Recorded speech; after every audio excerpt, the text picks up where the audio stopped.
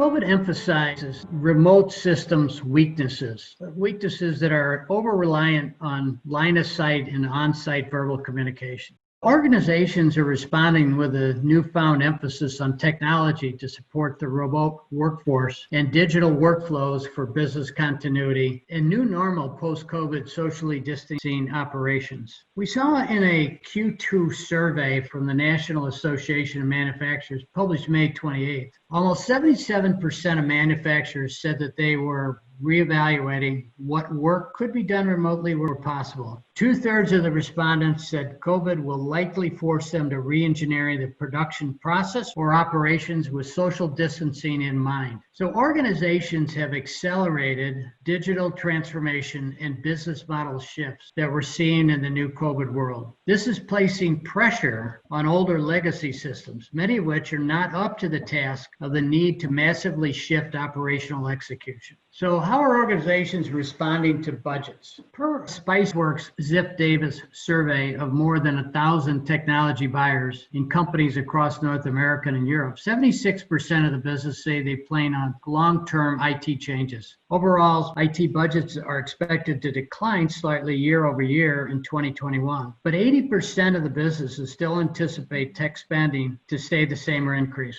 Many companies stayed the course in updating underperforming or outdated legacy software in 2020.